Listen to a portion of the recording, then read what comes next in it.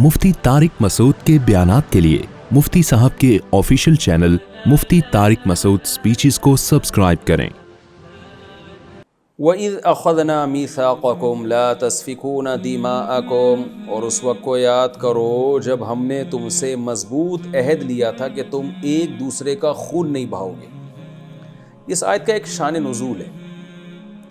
असल में अल्लाह ने तौरात में बनी इसराइल से ये भी अहद लिया था, और ये सब आयतें आज भी मौजूद हैं, कि तुम एक दूसरे का खून नहीं बहाओगे और एक दूसरे को जिला वतनी पे मजबूर नहीं करोगे, यानी ऐसा सलूक अगले के साथ नहीं करोगे कि वो शहर छोड़ने पर मजबूर हो जाए। तो ये दो एग्रीमेंट अल्लाह ताला ने इनसे लिए थे।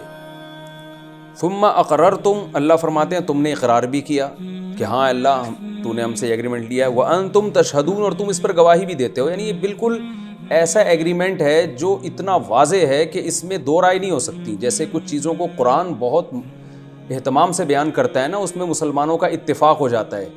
तो गोया ये भी बता रहा है कुरान कि तौरात में ये एग्रीमेंट इतने वाज़े लफ्ज़ों में था और इतना वजाहत के साथ था कि इसमें यहूदियों की दो राय नहीं थी।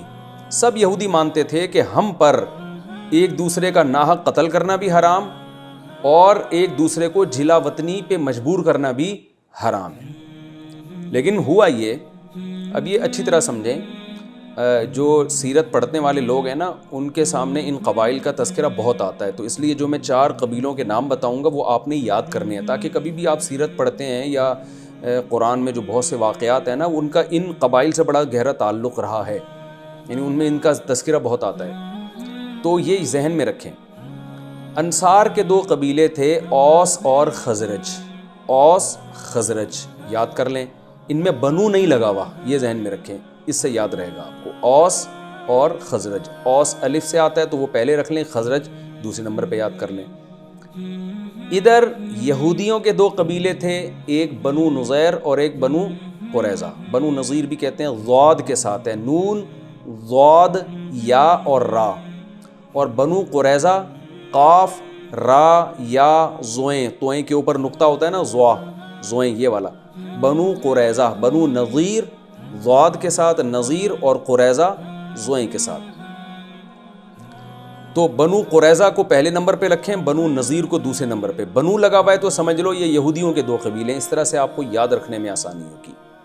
औस खजरज अंसार के कबीले, बनु कुरैज़ा बनु नज़ीर ये यहूदियों के कबीले। अब यहूदियों के जो ये 2 कबीले थे, इनमें जो बनु नज़ीर थे बनु कुरैज़ा पहले, बनु नज़ीर बाद में रखें। बनु कुरैज़ा की दोस्ती और मुआहदा था औस के साथ, अलिफ पहले आता है ना तो औस, इससे याद रखें। और इधर बनु कुरैज़ा पहले कर दें आप। तो बनु कुरैज़ा में काफ आता है, काफ में 3 अल्फाज है ना, तो औस में भी 3 है। इससे याद रखने में आसानी होगी कि किससे किसका एग्रीमेंट था। कुछ ऐसे हिंट्स होते हैं ना जिससे तारीख़ को याद रखना आसान होता है, वरना आदमी सारी ज़िंदगी कन्फ्यूजन में ही रहता है। यही नहीं याद रहेगा कि औस यहूदी था या बनु कुरैज़ा यहूदी थे। तो मैंने बता दिया, एक इशारा ये है, बनु यहाँ लगा हुआ है तो वो यहूदी कबीला जहन में रखें। और काफ और औस, इससे याद रहेगा कि बनु कुरैज़ा में काफ आता है ना, तो काफ के औस से ताल्लुकात थे, यानी दोस्ती थी। जैसे हमारे उस्ताद कहते थे, कुरान मजीद में ये लफ्ज़ बहुत आया है, सुंदुस और इस्तबरक। सुंदुस कहते हैं पतले रेशम को, बारीक रेशम को।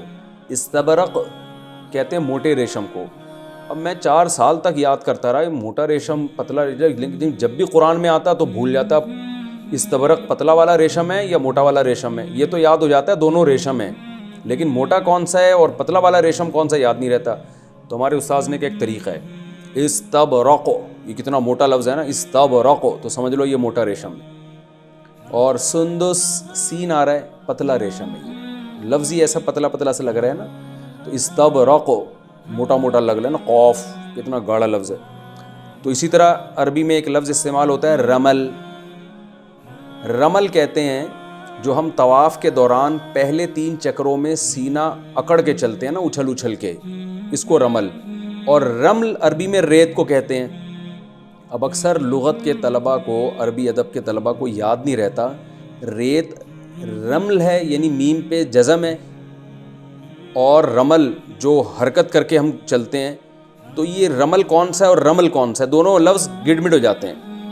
تو اس کا بھی ہمارے استاذ نے بتایا بھائی دیکھو رمل میں ہم سینہ کڑا کے چلتے ہیں اچھل اچھل کے، تو رمل میں میم پہ حرکت ہے، تو حرکت یہ حرکت ہو رہی ہے، اور رمل میں میم پہ سکون ہے، جزم ہے، سکون، ریت آرام سے پڑی ہوئی ہوتی ہے، زیادہ ہل نہیں رہی ہوتی، تو اس سے اس قسم کے اشاروں سے نا ایک جیسے الفاظ کو یاد کرنا آسان ہو جاتا ہے۔ تو اسی طرح آپ نے کیا کرنا ہے، اوس یہ تھے بنو قریظہ، قریظہ میں قاف آتا ہے، تو اوس کے تعلقات تھے بنو قریظہ کے ساتھ، اور خزرج اس کے تعلقات تھے بنو نذیر کے ساتھ۔ اب ظاہر ہے جب بنو قریظہ کو آپ نے اوس سے ملا دیا تو اب وہ اسی کے ساتھ ہی ملے گا، تو ان دونوں کے آپس میں ایگریمنٹ تھے۔ اوس اور خزرج کی لڑائیاں ہوتی تھیں جو انصار کے قبائل تھے، جب اوس اور خزرج کی لڑائی ہوتی تو بنو قریظہ اوس کا ساتھ دیتے، اور اوس جو کہ یہودی بھی نہیں تھے، اہل کتاب بھی نہیں تھے، پھر بھی اوس کا ساتھ دے کے نقصان پہنچاتے اپنی قوم، جو بنو نذیر، وہ تو یہودی تھے نا، بنو نذیر کو نقصان پہنچاتے اور جنگوں میں ان کے قتل کرتے، اور بنو نذیر ساتھ دیتے تھے خزرج کا، اور خزرج کا ساتھ دینے کی وجہ سے مقابلے میں اوس کے ساتھ جو بنو قریظہ کے لوگ آئے ہوئے ہوتے ان کو مارتے تھے، قتل کرتے تھے، یعنی دوسری قوم کا ساتھ دے رہے ہیں اپنی قوم کے خلاف۔ تو یہ بڑا جرم ہے، کیونکہ جب آپ دوسری قوم کا ساتھ دیں گے اپنی قوم کے خلاف تو آپ کو اپنی قوم کے لوگوں کو قتل کرنا پڑے گا، یہ بڑا جرم۔ دوسرا جرم کیا ہوتا تھا کہ جب اپنی قوم کے لوگوں کو قتل کرتے تو ظاہر ہے اس میں اپنی قوم کے لوگ گرفتار بھی ہوتے، تو جو گرفتار ہوتے پھر ان کو کہتے کہ اب تم ملک چھوڑ کے چلے جاؤ، یعنی بنو قریظہ کے لوگ گرفتار کرتے بنو نذیر کے لوگوں کو، اور ان کو پھر جلا وطن، جیسے قیدیوں کے ساتھ ہوتا ہے، بعضوں کو قتل کیا جاتا ہے، بعض کو ملک بدر کیا جاتا ہے، تو جلا وطن بھی کر دیتے تھے۔ تو یہ دونوں جرائم تورات میں اللہ نے ان سے معاہدہ لیا تھا کہ اپنی قوم کے ساتھ ایسا حشر نہیں کرو گے، اور یہ جرم بھی ناحق ہوتا تھا، جیسے قرآن میں آتا ہے تظاہرون علیہم بالاسم والعدوان، گناہ اور حد سے تجاوز کے ساتھ تظاہرون علیہم، تم اپنی قوم کے خلاف مدد کرتے تھے دوسری قوم کی، یعنی یہ مدد بھی ناحق ہوتی تھی۔ دیکھیے اپنی قوم کا ساتھ دینا ظلم ہے، یہ بالکل جائز نہیں ہے، اور دوسری قوم کا ظلم میں ساتھ دے کے اپنی قوم کو پٹوانا یہ تو اور بڑا جرم ہو گیا نا۔ تو یہ کام یہودی کر رہے تھے، یعنی بنو قریظہ اوس کا ساتھ دیتے تھے ناحق، جبکہ ان کو پتہ بھی ہوتا تھا کہ اوس غلطی پر ہیں، لیکن چونکہ بس ہماری انڈی والی، جس کو پشتو میں انڈی وال کہتے ہیں نا، اور اردو میں دوستی یاری، اور ہماری جو ہے وہ مفاد چونکہ اوس سے وابستہ ہیں، کیونکہ کوئی مالی لین دین ہوگا یا اور کچھ مفاد ہوں گے، تو ہمارے مفاد اوس کے ساتھ ہیں، تو اوس جب خزرج کے پر حملہ کرے گا، اور اس میں اگرچہ خزرج کے ساتھ ہماری قوم کے لوگ بھی ہوں گے، لیکن ہم نے نہیں دیکھنا، ہم نے تو اپنا مفاد دیکھنا ہے، ہم نے خزرج سے کو بھی مارنا ہے، اور اس میں اپنے جو اہل کتاب ہیں جو حضرت موسیٰ پہ ایمان رکھتے ہیں ان کو بھی قتل کرنا ہے۔ تو یہ سب ناحق ہو رہا ہوتا تھا، تو وہ لوگ بھی ایسا کرتے تھے، جب ان کا موقع آتا تو وہ حملہ کرتے، ان کو موقع ملتا تو یہ حملہ کرتے۔ تو کیا مطلب، دوسری قوموں کا دست و بازو بن رہے ہیں اپنی قوم کے خلاف، یعنی ایک تو اپنی قوم کے خلاف کوئی جنگ ہو رہی ہو، کوئی پھڈا ہو رہا ہو تو سمجھ میں بھی آتا ہے، دوسری قوم کی چمچہ گیری میں اتنے آگے بڑھ جانا کہ اس چمچہ گیری میں اپنوں کو مارنا شروع کر دینا۔ یوں اس جرم کو آپ دو لفظوں میں یوں بیان کر سکتے ہیں کہ کسی قوم کی چمچہ گیری میں اور کسی قوم سے مالی مفاد میں اتنا آگے نکل جانا کہ یہ بھی نہیں دیکھنا کہ یہ قوم صحیح لڑ بھی رہی ہے، حق پر ہے بھی کہ نہیں ہے، ایک بات۔ دوسری بات، یہ لڑ بھی ہماری قوم کے خلاف رہی ہے، ہماری قوم کے لوگ بھی اس میں قتل ہو رہے ہیں، ان دونوں چیزوں کی پرواہ نہیں، یعنی مفاد پرستی کی یہ انتہا ہے۔ تو اللہ فرماتے ہیں تم اس انتہا کو تھے، لیکن انگلی کٹا کے شہیدوں میں نام لکھوانے کے لیے کیا کرتے تھے کہ جب قیدی آتے نا ان کے پاس، جیسے بنو قریظہ نے اوس کا ساتھ دیا جنگ میں، بنو نذیر کے لوگ بھی گرفتار ہو کے آ گئے، تو اب یہ کیا کرتے تھے، بعض قیدیوں کو فدیہ دے کے چھڑا دیا کرتے تھے، فدیہ یعنی پیسے ویسے دے کے، کہ یہ چونکہ اہل کتاب ہیں، ہماری قوم کے لوگ ہیں، یعنی یہودی ہیں، قوم سے مراد بنو نذیر بنو قریظہ تھے تو الگ الگ قبیلے، لیکن قوم تو ایک ہی تھی نا، کہ چونکہ یہ ہمارے لوگ ہیں تو تورات میں اللہ نے ہمیں حکم دیا ہے کہ جب قیدی آیا کریں تو فدیہ دے کے ان کو چھڑا دیا کرو، یعنی قیدیوں کو چھڑوانا بہت بڑی عبادت ہے، تو ہم اس عبادت کا فریضہ سر انجام دیں گے اور ہم قیدیوں کو چھڑوانے کی کوشش کریں گے۔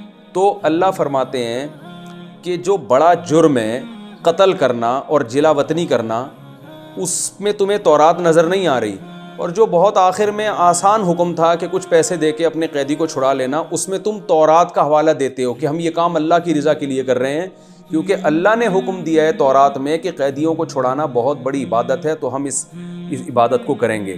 تو اللہ فرماتے ہیں اس کو چھڑانا جہاں عبادت ہے تو اس کو پکڑنا کہاں سے؟ وہ بھی تو اللہ نے منع کیا ہے۔ پکڑتے کیوں ہو ان کو؟ ایسے کام کیوں کرتے ہو کہ وہ قید میں آئیں تمہاری؟ یعنی اس کی مثال ایسے ہے جیسے آپ پرندے پکڑ کے پنجروں میں ڈالیں، لوگ کر رہے ہوتے ہیں نا یہ کہ پرندے پکڑ کے پنجروں میں ڈالتے ہیں، پھر کوئی مصیبت آتی ہے تو پرندے آزاد کرتے ہیں کہ صدقے کا ثواب ملے گا۔ تو بھائی پکڑا بھی تو تم نہیں تھا نا اس کو۔ اور اس کی آسان مثال، آپ نے کیا کیا، لوگوں پہ ظلم کر کے ان کو قید کر لیا، اب جب بھوک لگتی ہے تو آپ ان کو کھانا کھلاتے ہیں، اور کہتے ہیں قرآن میں بھوکوں کو کھانا کھلانے میں آتا ہے کہ بڑا ثواب ہے۔ تو قرآن میں جہاں بھوکوں کو کھانا کھلانے کا ثواب ہے، وہاں لوگوں کو جیل میں بلا ناحق ڈالنا اور قید کر دینا اور ان کو اس مقام تک لانا کہ وہ کھانے پینے میں آپ کے محتاج ہو جائیں، یہ بھی تو حرام ہے نا۔ تو اس بات کو قرآن مجید بیان کر رہا ہے کہ تم یہاں تک نوبت آنے کیوں دیتے ہو کہ اگلا گرفتار ہو جائے، تمہارے رحم و کرم پہ آئے اور تم پھر فدیہ دے کے اس کو آزاد کرنے کا ثواب حاصل کرو؟ یہ کون سے ثواب کی قسم ہے؟ تو اس کو قرآن نے بیان کیا، وَإِذْ أَخَذْنَا مِيثَاقَكُمْ، اس وقت کو یاد کرو جب اللہ نے تم سے عہد لیا، لا تسفکون دماءکم، ایک دوسرے کا خون نہیں بہاؤ گے، ولا تخرجون انفسکم من دیارکم، اپنی جانوں کو، یعنی اپنی قوم کے لوگوں کو قرآن نے اپنے ہی آپ سے تعبیر کیا ہے کہ اپنی قوم ہی کمزور ہوتی ہے نا، اس سے خود بھی کمزور ہو جاؤ گے، تو اپنے آپ کو یعنی اپنی قوم کے لوگوں کو جلا وطنی پہ مجبور نہیں کرو گے، تم نے اقرار بھی کیا، تم اس پر گواہ بھی ہو، ثم انتم ہؤلاء، اللہ فرماتے ہیں پھر تم ہؤلاء یہ ہو، یعنی گویا اللہ بنو نذیر اور بنو قریظہ کی طرف اشارہ کر کے بتا رہے ہیں کہ یہ تمہاری حرکتیں تو آج مدینہ میں تم اپنی آنکھوں سے دیکھ رہے ہو کہ تورات کے حکام کی دھجیاں اڑا رہے ہو، ثم انتم، پھر تم لوگ ہؤلاء ایسے ہو، جو یعنی یہ کوئی تاریخی واقعہ ہم بیان نہیں کر رہے کہ ماضی میں تم نے یہ کیا، اب تم یہ کر رہے ہو، اب تم تورات کی دھجیاں اڑا رہے ہو۔ کس طریقے سے؟ تقتلون انفسکم، اپنے جانوں کو یعنی اپنی قوم کے لوگوں کو قتل بھی کرتے ہو۔ تو بنو قریظہ اوس کا ساتھ دے کے بنو نذیر کے لوگوں کو قتل کرتے ہیں، اور بنو نذیر خزرج کا ساتھ دے کے بنو قریظہ کے لوگوں کو قتل کرتے ہیں۔ وَتُخْرِجُونَ فَرِيقًا مِّنكُم مِّن دِيَارِهِمْ، اور اپنی ہی لوگوں میں سے ایک فریق کو جلا وطنی پر یعنی ان کے شہروں سے نکلنے پر مجبور بھی کرتے ہو جنگ کے ذریعے۔ تظاہرون علیہم، اور اپنی ہی ان قوم کے لوگوں کے خلاف مدد کرتے ہو، بالاسم، گناہ کے ساتھ، والعدوان، اور حد سے تجاوز کے ساتھ، یعنی اس ظلم کرنے میں تمہارے پاس کوئی دلیل نہیں ہے، ناحق دوسری قوموں کا ساتھ دیتے ہو اپنی قوموں کے خلاف۔